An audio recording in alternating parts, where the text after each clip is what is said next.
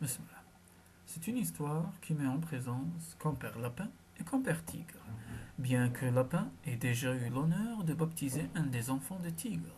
Celui-ci demeurait toujours une bête féroce qui convoitait la viande de Lapin. C'est dire que même s'ils étaient des copains, Tigre continuait de vouloir manger Lapin.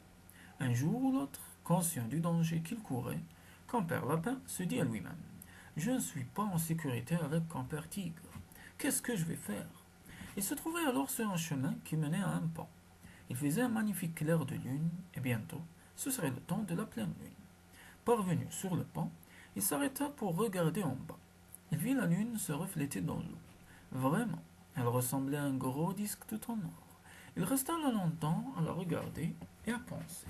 C'est à ce moment que Compère Tigre apparut au loin. Il se dirigeait vers Compère Lapin. Le moment était bien choisi, se disait-il, de mettre Lapin à mort et de le manger. Peu importe qu'il s'agisse d'un copain, il n'avait d'autre envie que de le manger. Quand il fut assez près pour voir sur le pont Lapin qui regardait en bas, sa décision fut prise. Ce soir, je vais t'attraper et je vais te tuer, se répéta-t-il. Il s'avança donc sur le pont, s'approcha de Lapin et lui dit: Eh compère, qu'est-ce que tu fais ici?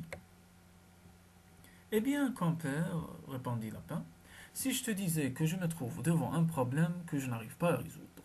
Non, vraiment, je ne sais pas quoi faire. Je ne vois comment m'y prendre. Tu te rends bien compte que je suis qu'un tout petit bonhomme. Et regarde, regarde cette belle grosse pièce d'or, là, au fond de l'eau. Comment la rejoindre? Elle vaut pourtant une fortune. Oui, comment faire pour descendre jusqu'au fond de l'eau? Tu le sais bien, je suis trop léger pour penser atteindre le fond. C'est du poids qu'il me faut, du poids pour pouvoir descendre. Et puis même là, je ne sais pas plonger. Je ne peux pas plonger tête première. Je veux dire un vrai plongeon. Un plongeon qui m'entraînerait droit au fond, quoi. On m'a pourtant dit que cette pièce d'or est à moi. Ah, il faut que je me décide à plonger pour rejoindre mon trésor. Compère Tigre prit alors la parole. Oui, ça c'est quelque chose de beau. Mais mon vieux, c'est une affaire de rien du tout à régler. Et moi qui pensais qu'il avait vraiment de quoi se faire du tracas.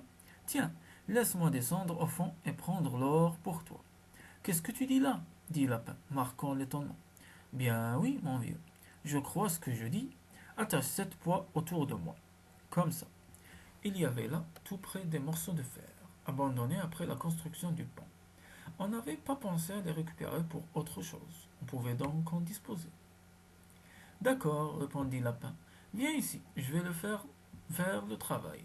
Il se mit donc en frais de tirer les morceaux de fer et de les attacher à Compère Tigre. Il l'attacha solidement avec autant de morceaux qu'il put trouver. À la fin, il dit à Tigre: Eh bien, attaché comme tu l'es maintenant, je vais être obligé de te pousser à l'eau.